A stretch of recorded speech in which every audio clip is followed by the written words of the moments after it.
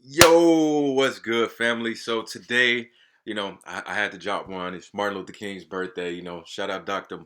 Reverend Martin Luther King. Happy B-Day to one of the greatest leaders of all time amongst all humanity, especially for African American colored folks in America during that era. But as you guys know, the reason I started this channel. At first it was for talk about manifestation and it's still about that, no doubt, but a lot of times we go without before we go within.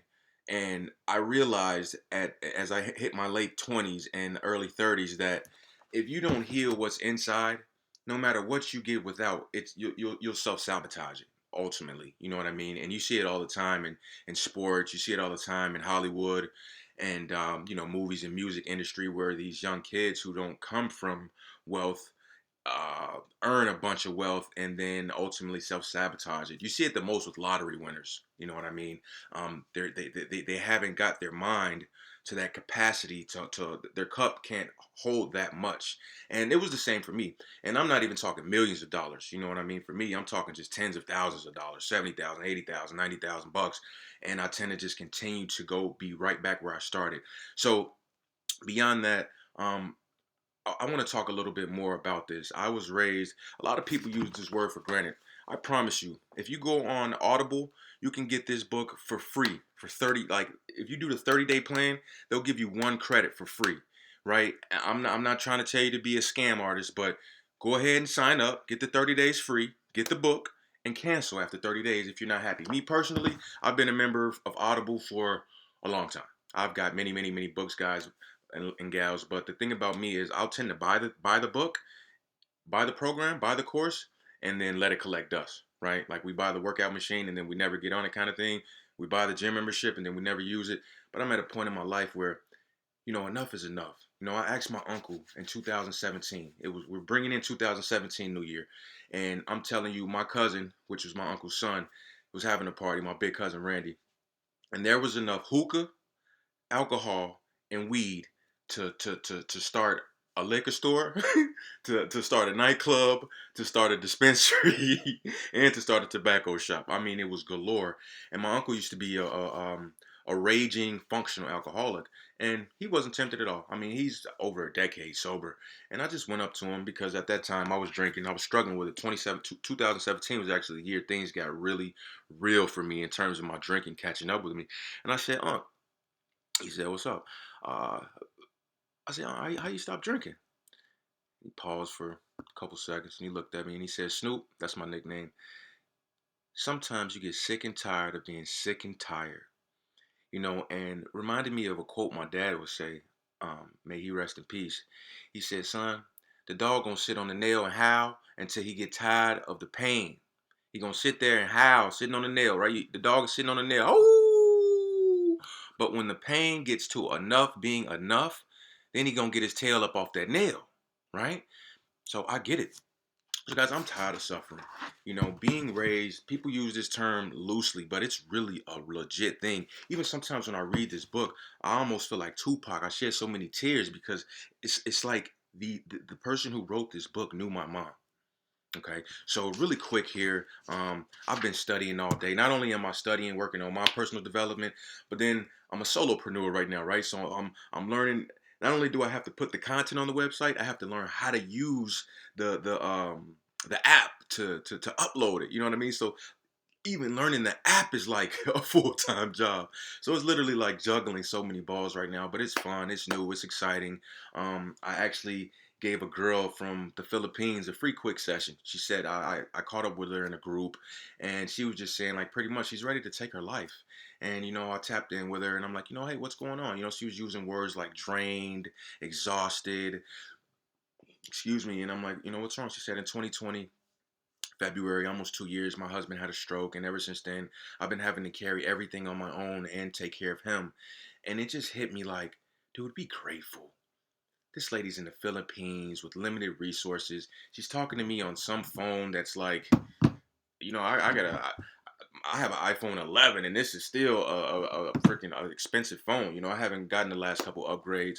Apple kind of made me upset or whatnot, and I kind of been a little I got to cool off a little bit before I get back on the every year upgrades.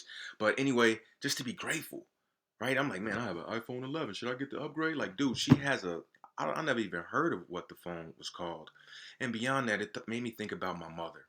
And despite her shortcomings, the opportunity that I have as an American here in America, right? Like you have an American passport. There's opportunities. I have plenty. Even in my worst hour, I have plenty. You know what I mean? And just made me want to be grateful for like, dude, you could be back in Haiti, which is my family origin, which is where I think a lot of this trauma stuff kind of originates from, in terms of my mother's side, and that's the side I guess I attached to the most because that's who raised me, was my mother's side. I'd say about 85, 90%. No, at least 90% of the way, if not more. So that's the side I tend to identify with, you know. I go see grandma in the summer here and there until I was 10, until grandma passed or whatnot. But my mom was truly a narcissist, ladies and gentlemen. And it's a you have to really, I was hurt at first. I didn't even know what it was until I was 28 years old. So, and from 19, really from 0 to 28, I didn't know what it was. But really, I like to focus on the time once I became an adult. Once mama was no longer responsible for me, which was 19 up until 28. I really didn't have a clue. Like, you know, if you had asked me at 19 or 20, 21, 22, did I have depression? I would have said, I didn't go to war, right?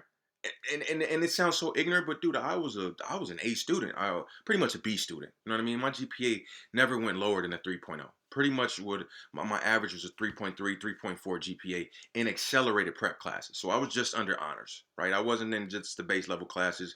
Out of the three levels, regular, accelerated prep, and honors, I was in AP classes, right? So that I was it's not that I'm not a smart kid, but I was just ignorant to the fact, right? My mom would always say, you get used to the abuse. And that's so sad that people look at it like that, but it's so true. Mom knew a lot, you know. She would always brag about her psych degree, but she wouldn't use her psych degree to like better us. If anything, I think she used it to kind of manipulate us, you know what I mean? So, really quick, I want to read an excerpt out of this chapter. Hopefully YouTube doesn't nail me to the cross for this, but I've actually have it on my phone too. I like to listen as I follow along. I feel like it helps my brain work a little bit more. You know, another thing, random on a tangent. Um, when you're raised in these type of environments at a young age, it really impacts your development, your brain development. Ever since I was young, as smart as I was, concentration was an issue for me, especially if it didn't interest me. Like math, oh, that was easy. Unless it was geometry. I hate geometry. You know what I mean? Just angles. Come on, bro. Like, no, let's play with like numbers, you know? Um, even though I get it, you play with numbers in geometry, but you get my point. I didn't like geometry, but like algebra and equations, and I love that. Science, I love that. But like other classes, like, you know, reading, oh man, I could read a whole page and then be like, damn, I was thinking the whole time I was reading, you know? And I really think it contributes to the way that I was raised and the way that my brain developed, that I was always operating from my reptilian amygdala brain, you know what I mean? My primitive brain, because my mom always, you know what I mean? Like, it's like you walking on eggshells, you know? I could never just relax. You know, I'll be just chilling in the kitchen. I'll be chilling in the living room because I didn't have my own room, right? Physical needs weren't technically being met, right? Um, my mom would just yell, Antoine! Oh shit! Yes, yes, mom. Go get me some water. Oh my God. You almost just gave me a stroke because you need some water. You couldn't just knock on the wall. You couldn't just say, Antoine. You had to scream my name at the top of your lungs as if you were dying. I mean, you spent more energy screaming my name than it would have took you to go get your own water. You know what I mean?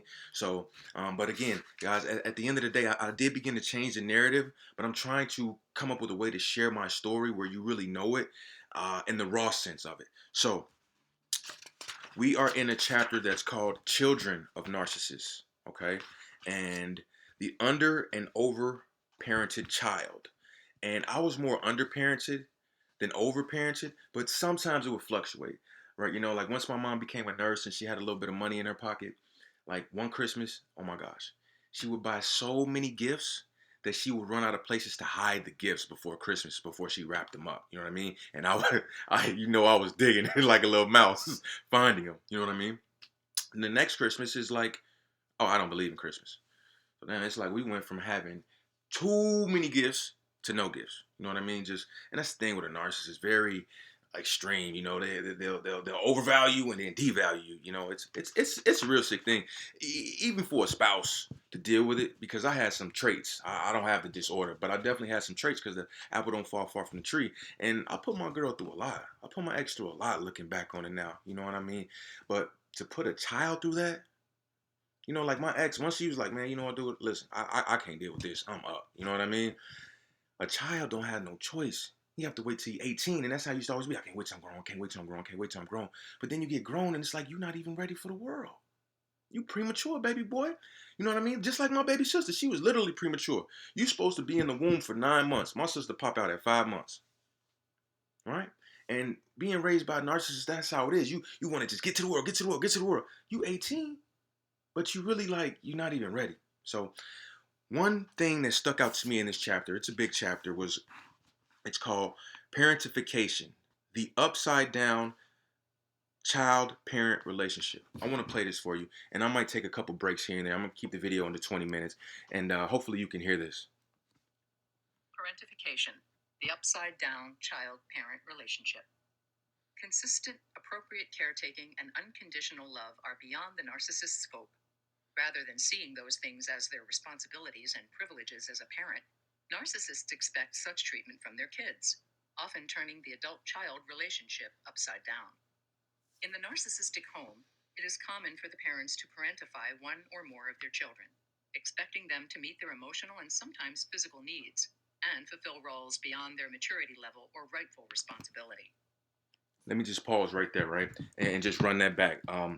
Man, that resonated in my heart when I read that this morning. It is common for the parents to parentify one or more of the children, expecting them to meet their emotional and sometimes physical needs and fulfill roles beyond their maturity level or rightful responsibility. Guys, sometimes I sit back, right? Because like I said, I'm on this healing journey because I want to have a family. And when I look at my family tree, I don't want the family tree that I go make, I don't want my family tree to look a goddamn thing like the one that I came from. Period. Right? When I was 5 years old, ladies and gentlemen, I could clean a house top to bottom. And listen to me, I wish I was making this up. And when I tell you, I'm not talking about no BS. I'm talking about it looked like Molly the maid that came through this bad boy. You hear me? It looked like Miss Josefina that came through this bad boy. Spick and span because she demanded it. Nothing less than perfect. It better not be a screech on that mirror. It better not. I mean, listen, I can clean the bathroom, the hallways, the you better get that little stand up ladder and clean my fans. 5 years old. 5. Guys, my little niece is 8. She can't even wash a dish. I mean, she could. I'm not trying to be funny, but you know what I mean? And I'm like, at 5? Like, kid, you never had a childhood, Jerome. I hate to break it to you, Jay. You didn't have no childhood. You were an indentured servant. Carry on. The parentified child may be treated as best friend, counselor, surrogate spouse, or a combination of those roles. That child also may be burdened with excessive chores, caretaking siblings, managing finances, or earning money for the household. So I never had to earn money. Actually, when I went out into the world and I earned money, I think my mom, which is a whole nother topic with narcissism, it intimidated her because now I'm individuating. I'm becoming independent. So now I don't need her. So now she can't feel superior to me, and she would try to chop me up my knees every time she saw me because I'm an intelligent dude, you know what I mean? And I love to hustle. I come from entrepreneurs. On my mom's side, I come from entrepreneurs. On my daddy's side, I come from drug dealers and pimps. You know, I'm just telling you like it is. You know what I'm saying? Like I come from entrepreneurs on legitimate ones and black market ones. You know what I mean? It's just who I am. And honestly, it's fun. You know, when you have a person who needs a product and you have a service and your product or service solves their problem, it's a win-win. You know what I'm saying? You need an apple. I have an apple. I bought this apple for 50 cents. I'm going to sell it to you for $1. You get your apple, and I make 50 cents. Everybody's happy, right? Not hard. I mean, very simple. You know what I mean? And I'm not going to use a black market example because I don't, you know, you know, numbers are numbers. But So mom never really, I never had to get involved with finances, even, and I would have loved to. I would have loved to take care of my mom at a young age, but excessive chores, I tapped on that. Caretaking siblings. Now, you remember I told you my sister was a preemie, right? She couldn't even come home for 6 months. We had to go see my sister at the hospital, Michael Reese Hospital in Chicago. It's no longer there. We had to go see her at the hospital for 6 months before we ever packaged her up and brought her home because she had to grow. She was very premature. She was like she could fit in the palm of your hand when she was born, and she was in an incubator. Like I remember when I was in kindergarten and we did that little experiment or whatever you want to call it, where we had the incubator with the eggs in the incubator, and we got to watch the little chickens hatch over time, right? That's the little. My sister was in one of those, an incubator like a little chicken. And when she came home, she was hooked up to oxygen tanks, right? So it's like a oxygen tank, like an old person or a premature baby, or they put the thing in your nose and then they hook it around your ears and you got a green tank. You know what I mean? Full of oxygen. And my mom was going through her own thing. She was suicidal a little bit about the dad, right? So that's why I just, compassion, right? Choose kindness. I love this shirt so much, right? Everybody want to wear Gucci, Louis, all that, like, and that's cool. You know what I mean? I got a couple of little things that were gifts. I wear Nike, Adidas, Puma. I wear sports kind of clothes, but I like shirts that have meanings on them. Choose kindness. Instead of nailing my mom to the cross, forgive her. She didn't know what she was doing. She was going through a lot. She was thrown in the fire and she had to figure it out, right? But she's suicidal over the dad. And I'm 9 years old. My sister's born. All right, she's a baby. We're 9 years apart. And I would just say, Mom, just go to the park, ma. Just go run. Just go get you some air. We lived across the street from the beach, Rainbow Beach, in the south side of Chicago, in the hood. You know what I'm saying? Like, we wasn't in the projects, but we had them gangways. You know what I mean? Them alleys and gangways. But very nice area, just laden with poverty. And I say, Mom, just go to the beach, please. Go to the beach and go run, go do what you need to do. And I will be 9 years old at home with a premature baby that's hooked up to oxygen tanks, and I held it down. That's another reason I used to be so bitter towards my mom. Like, I struggled with you. I went through the fire with you. When you couldn't afford to buy me shoes, I wore the shoes that was too small, or I wore the shoes that had holes in them. When you couldn't afford to buy me the clothes that I needed, I would sag my pants. Not because I wanted to be sagging, but because I knew you didn't have it. And I'm not about to be walking around like Steve Urkel. So I'm going to have to sag these bad boys a little bit and maybe give me an extra long tee so, I can balance this out. And still, my wins weren't really celebrated, but my losses were celebrated. Right? My victories were not celebrated, but my failures were, right? Like I get straight A's or A's and B's. Good job, son. This is before I had a milk dud bald head. I never wanted one of these, but life will do it to you, bro. That's why I'm getting busy. But it's like, good job, sonny boy. Let me come home with a check mark for bad behavior, for being disruptive. Let me come home with some D's on that bad boy. Oh yeah, it's about to be a party. Go on get that vacuum, boy. Go on get that extension cord. You know what I mean? And I'm holding it down for you. But again, caretaking siblings, managing responsive. Caretaking siblings. 9 years old, taking care of a premature baby that's not just premature back home and healthy. She on oxygen tanks. My little sister on oxygen tanks, right? But this world crazy. So let's finish this up, y'all, and then get up out of here. Parentified children may feel flattered to be given adult responsibilities and honored to play the role of special helper. It may feel as though they are getting attention and validation from their parent that they can't get any other way. But parentification is an extreme violation of boundaries. Parentified children are used at their own expense to meet the needs of the person whose job it is to meet theirs. They experience a truncated childhood, if one at all. As they mature, such children are likely to struggle with perfectionism and confusion about boundaries, fall into caretaking roles, and believe they can only gain love and approval by working for it. Whew. The next chapter's on neglect, y'all. But I just wanted to give it short. Look, that was a minute and 45 seconds, and I just turned it into a 20-minute video. So, let's close it out here, y'all. Let's bring this plane in for a landing. Ladies and gentlemen, I'm a young black man from the south side of Chicago. I went to my mom wouldn't let me go to school in the city schools. I was gonna go to Simeon, which is where Derrick Rose went. Derrick Rose, what's his name? forget his name, something Wilson. He went to U of I, went on to play in the NFL. But so Simeon, South Side of Chicago, and so I had to go to all boys Catholic school, which was cool. It was actually my idea. I went to Mount Carmel High School.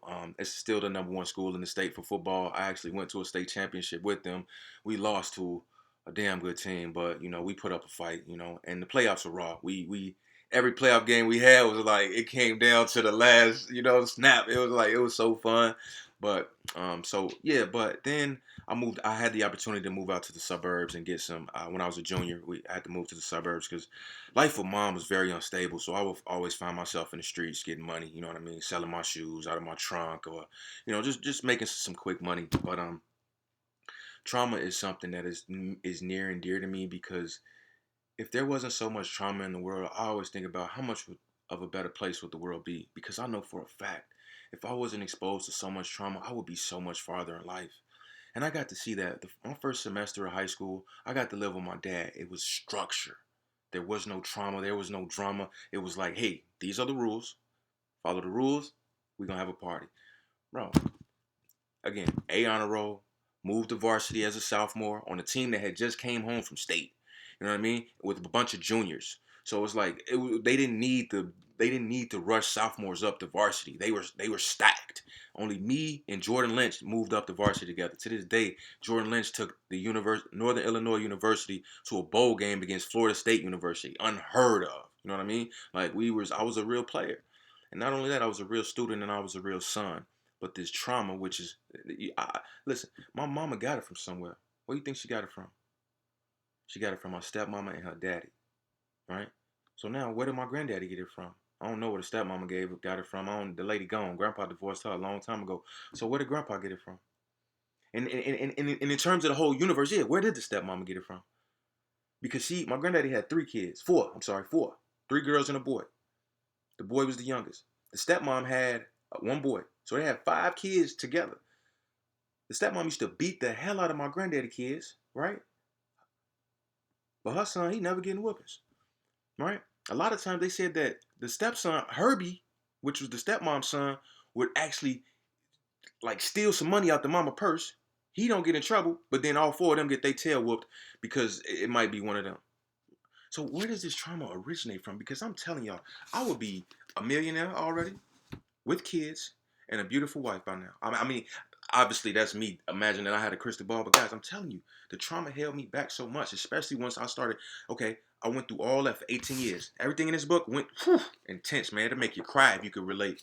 And if you can't relate, you'll be like, oh my God, that's so sad. You know what I mean? Dealt with this for 18 years. And then the next 12 years, I'm coping with a bottle. You know what I'm saying? Like that bottle was like, you got that best friend that's bad for you. Like that's your home dog. But every time you with him, you always get into some trouble, right? You end up at the principal's office, or you end up at the police station, or you end up at the county. It's always something. You know what I'm saying? You end up getting shot at, or you know what I'm saying? It's always something when you with this one homie. But that's your dog. You might want to reevaluate some things at some point, right? That's how that bottle was for me. This is my best friend, but he always got me into some bullshit. But it's a little different in that case because I chose. I mean, even with the friend, you chose to be with that friend. So look, y'all. We had 23. I'm gonna check out here. I love y'all. I really do. You might be like, hey, you don't even know me. I don't need you to love you. The universe is full of love, right? I am a gardener, y'all. Like I love to see things grow from nothing, a seed in the dirt, and then, right? How does an acorn turn into an oak tree? A little acorn that the squirrels put in the ground turn into an oak tree. You know how big a trunk of an oak tree is? You guys know I work on a golf course, right? It's humongous. You couldn't hug it if you wanted to. 2 people couldn't hug it. It'd take 4 people to hug an oak tree from an acorn. That stuff infatuates me. So, guys, the healing journey is really serious, man. Fixing the psyche, and you have to use your physiology to do it as well, right? That's why, what I'm saying, I work on my body. Today I did eat a lot of fried food. I'm not gonna lie. I had some fried shrimp, some French fries, and and a pizza muffin. I was celebrating Dr. King's birthday, y'all. All right, so with that said, I'm signing out, man. Much love. Hey, listen, do me a favor. Like the video, subscribe, hit the bell if you like it, and I'll tap in with you guys soon. Much love. Any questions, just leave a comment below. I'll get it right up with you.